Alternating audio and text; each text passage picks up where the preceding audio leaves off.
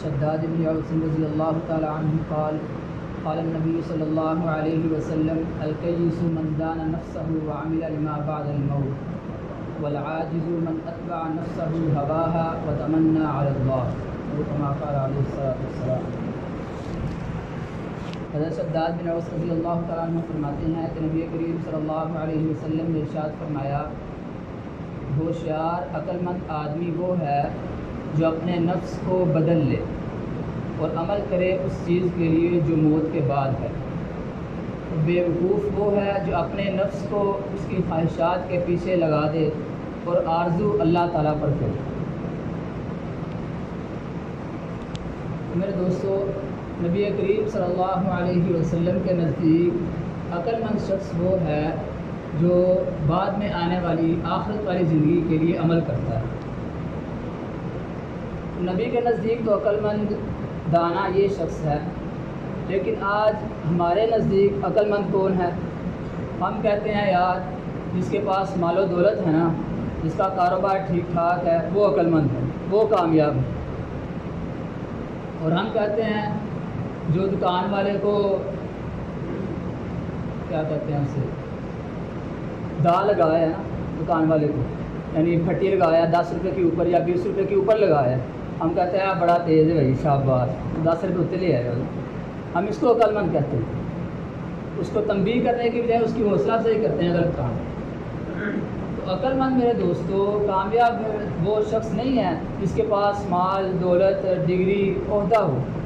عقل مند وہ ہے میرے دوستو جو دنیا کے بعد والی زندگی، جو ہمیشہ کی زندگی ہے، اس کے لیے تیاری کرے، اس کے لیے فکر کرے۔ اب ہمارا جو ٹور ہوتا ہے مکہ مکرمہ، اللہ رب العزت ہم سب کو مقبول حج عمرے کی توفیق عطا فرمائے۔ اس سفر کے لیے 15 دن کا یا 21 دن کا ہوتا ہے، جتنے دن کا بھی، اس سفر کے لیے ہم زیادہ رات تیار کرتے ہیں، ٹھیک ہے 15 دن میں ہم واپس بھی آنا ہے سفر سے، اس کے لیے ہم سب کچھ کرتے ہیں، کپڑے تیار کرتے ہیں اور اس حساب سے پیسے ساتھ لے کے جاتے ہیں۔ اور حالانکہ وہ سفر ایسا ہے جس سفر سے واپسی بھی ہے، لیکن میرے دوستو آخرت کا سفر ایسا ہے کہ اس سے واپسی ممکن نہیں ہے، وہاں سے واپس کسی نے نہیں آنا، اور یہ جو مال و دولت ہے یہ بھی ساتھ نہیں جائے گا، اور یہ جو باڈی گارڈ ہیں، یہ نوکر چاکر ہیں، یہ بھی ساتھ نہیں جائیں گے۔ ہمارے ساتھ میرے دوستو جائے گا تو صرف ہمارا اپنا عمل جائے گا۔ اور عقل مند نبی کریم صلی اللہ علیہ وسلم نے اسی کو کہا ہے، جو آخرت کے لیے عمل کرتا ہے، فکر کرتا ہے۔ آج میرے دوستو ہم دنیا کی لذتوں کے لیے، دنیا کی خواہشات کے لیے، اپنے نفس کی خواہشات کے لیے اپنا مال خرچ کرتے ہیں۔ میرے دوستو مسلمان کا مال تو اتنا قیمتی ہے، ہم اس کو اپنی خواہشات کے پیچھے لگا رہے ہیں۔ تو علماء فرماتے ہیں کہ دنیا کے تھوڑے سے مزے کے لیے آخرت کا ہمیشہ کا وہ بال اپنے سر پر نہ لیا جائے۔ یہ تھوڑا سا مزہ ہے میرے دوستو، یہ جیسے کیسے گزر جائے گا۔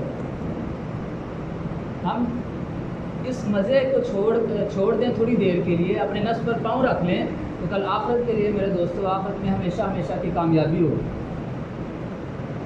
لیکن یہاں شیطان ہمیں گولیاں دیتا ہے، کوئی نہیں بچہ ویہلا، کوئی نہیں بڑی خوبصورت ہے، ویہلا ہے، ہم لنگ نہیں ہے، ویہلا ہے۔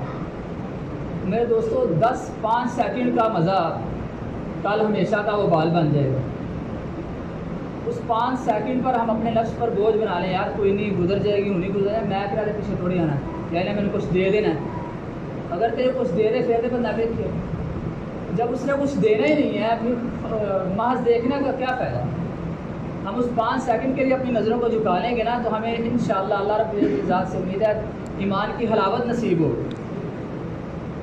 ہم اس تھوڑے سے مزے کے لیے اپنی آخرت خراب کر رہے ہیں، ہمیشہ کی آخرت خراب کر رہے ہیں۔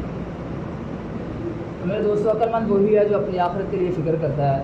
اللہ رب العزت نے قرآن کریم میں ارشاد فرمایا وَمَن يَعْصِ اللَّهَ وَرَسُولَهُ فَإِنَّ لَهُ جَهَنَّمَ، کہ جو اللہ اور اس کے رسول کی نافرمانی کرتا ہے اس کے لیے ٹھکانہ جہنم ہے۔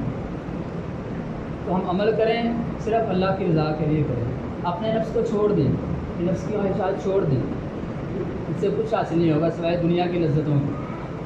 میرے دوستو اگر ہمیں ہمارے دل میں آخرت کی فکر ہوگی نا، قبر کی فکر ہوگی کہ ہم نے مرنا ہے، تو یہ خود بخود میرے دوستو خواہشات کم ہوتی چلی جائیں گی۔ تو میرے دوستو اللہ رب العزت سے دعا ہے کہ اللہ رب العزت ہمیں اپنی خواہشات کو چھوڑ کر زندگی گزارنے کی توفیق عطا فرمائے، یعنی ہمیں رب چاہے زندگی گزارے ہم، نہ کہ من چاہے۔